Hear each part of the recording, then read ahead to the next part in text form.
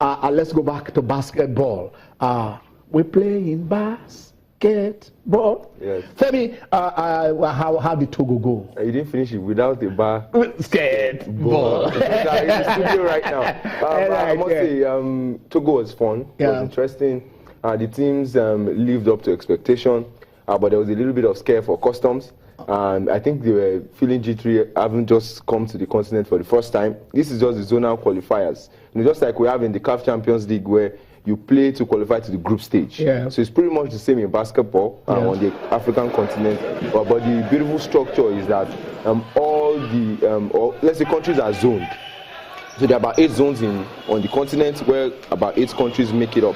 For example, Nigeria is in zone 3, and we have 8 countries in Nigeria, Benin, Togo, Ghana, Liberia, Cote d'Ivoire, Niger Republic, and Burkina Faso. Okay. So that makes it up. So every year, the champions and the runners-up from these countries will play, and 2 of them, the first and the second, will qualify for the finals. So you are saying Nigeria picked the 2 tickets available? Yes, for the men. For the men. And wow. the women, we had only 1 representative because Dolphins Basketball Club, who came second, didn't show up for the championship for reasons best known to them. And then we had just First Bank go there, and they won also the women's category, and they'll be going to the finals in Mozambique later this month. For the men, Kano Pillars are champions and went back again to the continent, and they did it unbeaten throughout the, let me use the word, subcontinental championship. Okay. Beating everyone. The teams came from Niger Republic, from Togo, the host, and the Benin Republic, and they came up with 2 teams each. And for customs, they lost their first game of the championship to Aspak of Benin Republic, but they were able to bounce back, winning the other competitions they had, in teams from Niger and the teams from Benin and the team from Togo as well. But the beautiful thing I picked out was the amount of DSTV Premier Basketball League ambassadors. Nigerian Basketball League ambassadors, who were playing for other teams on the continent. Femi, I'm still with you. You talk about our Nigerian players littering everywhere. Exactly. Yeah. I saw Aparakita, who played in the previous season for Bauchi Net, star for Aspak of Cotonou.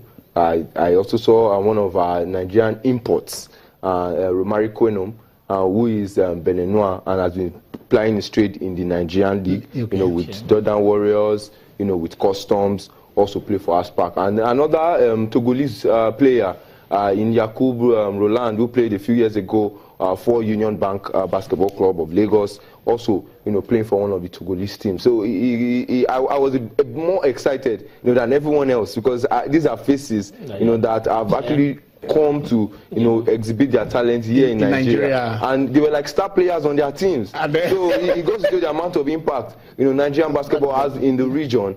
And not just the fact that our teams are winning, but the fact that players are coming to our leagues and they are going back and they are becoming a superstar. Exactly. Like you go to the NBA and you come back to Nigeria and they said, this guy is playing for Chicago Bulls, and then he is back. So that tells me that we just talked about the NBA now. Let's go over the. It was a kind of an anticlimax for the Warriors last season. When the Cavs, won the series. But then somebody joined them, and people expected that probably we're going to have just what the Miami Heat were then, where you have the Bosch, Wade, and the King James. What is really happening to the Warriors? They just lost. They just lost by 20 points to Lakers. To a very juvenile Los Angeles Lakers side. 117-97. Nobody is even given a chance to even make the playoffs.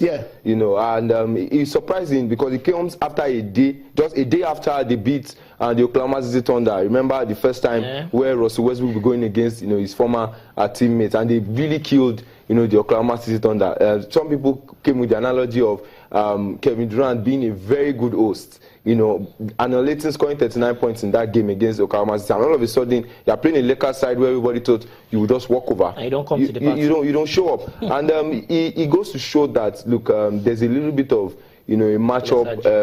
No, apart from even the lethargy, the matchups, you know, in terms of the balance of the team. Balance of the team. Yes, it's going to be really called to question, you know, this season. Yes, it's a super team, but when you look at the advantages of having Kevin Durant, Klay Thompson, and Steph Curry on a team, on offense, then on defense, what happens? That is the team. So a team who can exploit those holes there would be able to get. So there is no foundation. Aesthetics, the building is so beautiful, but the foundation is a bit shaky. So they have to look at the defense there. Exactly. Because I remember, when the team with the ball here, defense. The crowd is always asking you to defend. Yes, and they've lost that still. You know, having those three guys, you know, putting so much. But what happened to the maxim that the best form of defense is to attack? I mean, well, in basketball, is they not. tell you defense wins games. Okay, at the end of the day, because every team has, you know, the capacity to score and score big.